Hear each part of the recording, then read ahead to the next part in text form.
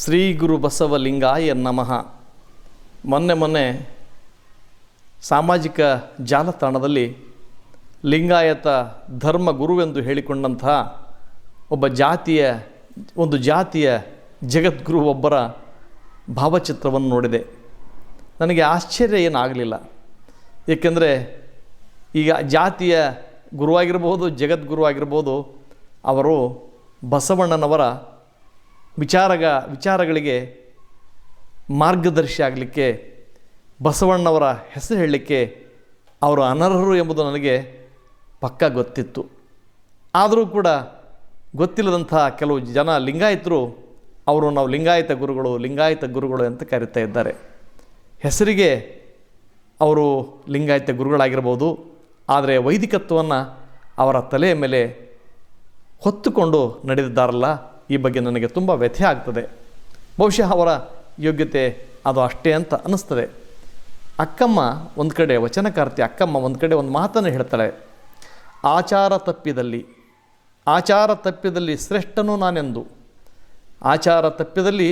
ಶ್ರೇಷ್ಠನೂ ನಾನೆಂದು ಆಚಾರವನ್ನು ಅನುಸರಣೆ ಮಾಡಬಹುದೇ. ನೋಡಿ, ಎಷ್ಟು ಆಚಾರಕ್ಕೆ ಪಕ್ಷಪಾತ ಉಂಟೆ ಅಂತ ಅಕ್ಕಮ್ಮ ತಾಯಿ ಕೇಳ್ತಾಳೆ. ಇಲ್ಲಿ ಗುರು ಆಗಿರ್ಬೋದು, ಶಿಷ್ಯನಾಗಿರ್ಬೋದು, ಯಾರೂ ಆಚಾರಕ್ಕೆ ಹೊರಗಾದವರು ಇಲ್ಲ.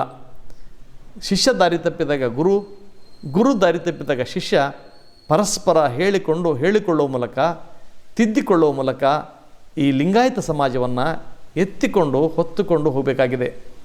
ಲಿಂಗಾಯತ ಧರ್ಮ ತುಂಬ ವಿಶಿಷ್ಟವಾದ ಧರ್ಮ. ಇವತ್ತಿನ ಸಂವಿಧಾನ ಏನಿದೆಯಲ್ಲ, ಸಂವಿಧಾನದ ಎಲ್ಲ ಅಂಶಗಳು ಕೂಡ ಲಿಂಗಾಯತ ಧರ್ಮದಲ್ಲಿವೆ.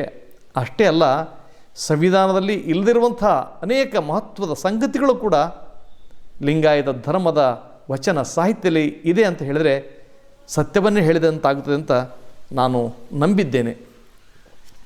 ಜೊತೆಗೆ ಇನ್ನೊಂದು ಮಾತನ್ನು ನಾನಿಲ್ಲಿ ಹೇಳಬೇಕು.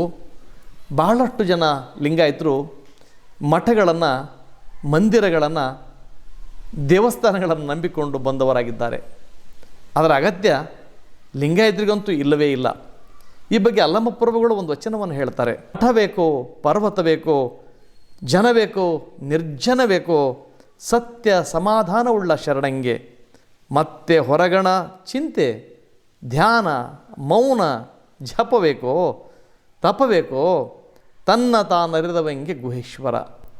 ತನ್ನನ್ನು ತಾನು ಅರ್ಥ ಮಾಡಿಕೊಂಡ ವ್ಯಕ್ತಿಗೆ ಮಠನೂ ಬೇಕಾಗಿಲ್ಲ, ಪರ್ವತನೂ ಬೇಕಾಗಿಲ್ಲ.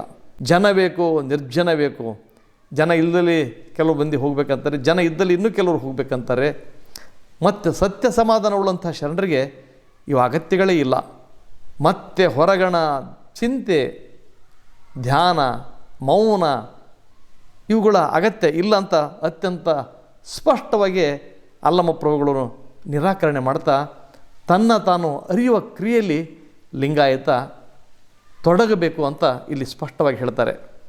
ಆದರೆ ಏನಾಗಿದೆ ಪರಿಸ್ಥಿತಿ ಅಂದರೆ, ನಾವು ಯಾರೂ ಲಿಂಗಾಯತ ಧರ್ಮದ ತತ್ವಗಳನ್ನು, ತಳಹದಿಯನ್ನು, ಚಿಂತನೆಗಳನ್ನು ಸ್ಪಷ್ಟವಾಗಿ ಅರ್ಥ ಮಾಡಿಕೊಂಡಿಲ್ಲ.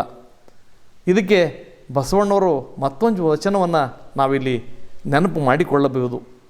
ಕುರಿವಿಂಡು ಕಬ್ಬಿನ ಉಲಿವ ತೋಟವ ಹೊಕ್ಕು. ಕುರಿಯ ಹಿಂಡು ಭರ್ಜರಿಯಾಗಿರ್ತಕ್ಕಂಥ ಕಬ್ಬು, ಪೆಡಸಾಗಿ ಬೆಳೆದಂಥ ಕಬ್ಬಿನ ತೋಟ ಹೊಕ್ಕು. ತೆರನ ನರಿಯದೆ ತನಿ ರಸದ ಹೊರಗಣ ಎಲೆಯನ್ನು ಮೆಲಿದವು. ಹೋದುವೆಲ್ಲ ಕುರಿಗಳು ಕರೆ, ಆದರೆ ಅವಕ್ಕೆ ಕಬ್ಬು ತಿನ್ನುವಂಥ ಶಕ್ತಿ ಇಲ್ಲ. ಹೊರಗಡೆ ಇರ್ದ್ರಲ್ಲ, ಕಬ್ಬಿನ ಹೊರಗಡೆ ಇತ್ತಲ್ಲ ಸಿಪ್ಪೆ ಮೇಯ್ದು ಬಂದು ಅಷ್ಟೇ. ನಿಮ್ಮ ನರಿಯದ ಮದಕರಿಯಲ್ಲದೆ ಕುರಿಬಲ್ಲದೆ ಕೂಡಲ್ಲ ಸಂಗಮದೇವ. ಸತ್ಯವನ್ನು ಅರ್ಥ ಮಾಡಿಕೊಳ್ಳಬೇಕಾದ್ರೆ ಆನೆಯಂಥ ಬಲಶಾಲಿಯಾದಂಥ ಶಕ್ತಿ ಬೇಕಾಗ್ತದೆ. ಕುರಿ ಹಿಂಡಿನಂತೆ ಇರತಕ್ಕಂಥ ಜನಗಳಿಗೆ ಬಸವಣ್ಣನವರಾಗಲಿ, ಶರಣರಾಗಲಿ, ಅವರ ತತ್ವಗಳಾಗಲಿ, ಚಿಂತನೆಯಾಗಲಿ, ಅವರ ಬದುಕಾಗಲಿ ಅರ್ಥ ಮಾಡಿಕೊಳ್ಳಲಿಕ್ಕೆ ಸಾಧ್ಯ ಆಗುವುದಿಲ್ಲ. ಇಂಥ ಸ್ಥಿತಿಯಲ್ಲಿ ಇವತ್ತಿನ ಲಿಂಗಾಯತ ಧರ್ಮದ ಗುರುಗಳಿದ್ದಾರೆ. ಹಾಗಾಗಿ ನಮಗೆ ಮತ್ತೊಂದು ಸಲ ಅಂಬಿಗರ ಚೌಡಯ್ಯನವರ ವಚನ ಕೂಡ ನೆನಪಾಗುತ್ತದೆ. ಅರಿಯದ ಗುರು. ಹೆಚ್ಚು ಕಡಿಮೆ ಇವತ್ತು ನಮ್ಮ ನಡುವೆ ಏನು ಅರ್ಥ ಮಾಡಿಕೊಳ್ಳದ, ವಚನಗಳನ್ನು ಓದದ ನಿರ್ಲಜ್ಜ ಗುರುಗಳು ಬಹಳಷ್ಟು ಮಠ ಪೀಠಗಳಲ್ಲಿ ತುಂಬಿಕೊಂಡಿದ್ದಾರೆ. ಕೆಲವರನ್ನು ಹೊರತುಪಡಿಸಿ ಅರಿಯದ ಗುರು, ಅರಿಯದ ಶಿಷ್ಯ. ಶಿಷ್ಯನಿಗಂತೂ ಏನೂ ಗೊತ್ತಿಲ್ಲ, ಅವರು ಯಾವ ಬೇಕು ಕಡೆ ಆ ಕಡೆ ಹೋಗಲಿಕ್ಕೆ ಅವರು ಸಜ್ಜಾಗಿದ್ದಾರೆ. ಅರಿಯದ ಗುರು, ಅರಿಯದ ಶಿಷ್ಯ, ಇಬ್ಬರಿಗೇನಪ್ಪುದೋ, ಇಬ್ಬರಿಗೆ ಏನೋ ಒಬ್ರಿಗೊಬ್ರು ಪರಸ್ಪರ ಇಬ್ಬರು ಅವರೇ. ಕುರುಡನ ಕೈಯ ಹಿಡಿದು ಪಥೆಬ ನಡೆಯಬಲ್ಲರೆ, ಕುರುಡ ಮತ್ತೊಬ್ಬ ಕುರುಡನ ಕೈ ಹಿಡಿದು ಮಾರ್ಗವನ್ನು ನಡೀಲಿಕ್ಕೆ ಸಾಧ್ಯನಾ? ಅವರ ದಾರಿಗೆ ಸಾಗಲಿಕ್ಕೆ ಸಾಧ್ಯನಾ? ತ್ವರೆಯ ಲದ್ದಿ ಹೋಹನ, ಈಸಲರಿಯದವ. ತ್ವರೆಯಲ್ಲಿ ಒಬ್ಬನು ಬಿದ್ದುಬಿಟ್ಟನ, ಆಲ್ರೆಡಿ ಅವನಿಗೆ ಈಸು ಬರ್ತಾ ಇಲ್ಲ. ಮೇಲಿರ್ತಕ್ಕಂಥ ಗುರುವು ಕೂಡ ಈಸು ಗೊತ್ತಿಲ್ಲ, ಅವನು ತೆಗಿಲಿಕ್ಕೆ ಸಾಧ್ಯನಾ? ತೆಗೆದಂತಾಯಿತು ಅಂತ ಅಂಬಿಗರ ಚೌಡಯ್ಯ. ತ್ವರೆಯ ಲದ್ದಿ ಹೋಹನ, ನೀರಲ್ಲಿ ಹರ್ಕೊಂಡು ಹೋಗ್ತಿದ್ದೊಬ್ಬನು ಈಸು ಬಲ್ಲದವನು, ಅವ ಈಸು ಬಲ್ಲದಂಥ ಈಸನೇ ಗೊತ್ತಿಲ್ಲ, ಆ ಮನುಷ್ಯ ತೆಗಿಲಿಕ್ಕೆ ಸಾಧ್ಯನಾ ಅಂತ ಈಗ ಇಲ್ಲಿ ಅಂಬಿಗರ ಚೌಡಯ್ಯ ಶರಣರು ನಮಗೆ ಕೇಳ್ತಾರೆ.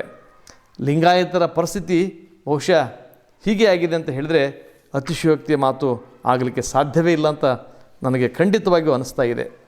ಈ ಸತ್ಯವನ್ನು ಲಿಂಗಾಯತ ಧರ್ಮೀಯರು ಎಷ್ಟು ಬೇಗ ಅರ್ಥ ಮಾಡಿಕೊಳ್ಳುತ್ತಾರೋ ಅವರಿಗೆ ಅವರ ಧರ್ಮದ ಒಳಹುಗಳು, ಅವರ ಧರ್ಮದ ಚಿಂತನೆಗಳು, ಅವರ ಧರ್ಮದ ತತ್ವಗಳು, ಅವರ ಧರ್ಮದ ವೈಶಿಷ್ಟ್ಯ, ಅವರ ಧರ್ಮದ ಹಿರಿಮೆ ಗರಿಮೆಗಳು ಕಾಣಲಿಕ್ಕೆ ಸಾಧ್ಯ ಆಗ್ತದೆ.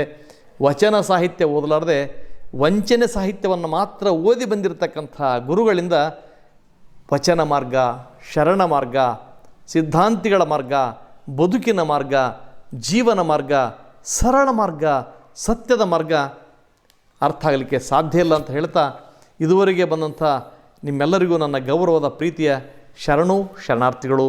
ನಿಮ್ಮ ವಿಶ್ವಾರಾಧ್ಯ ಸತ್ಯಂಪೇಟೆ.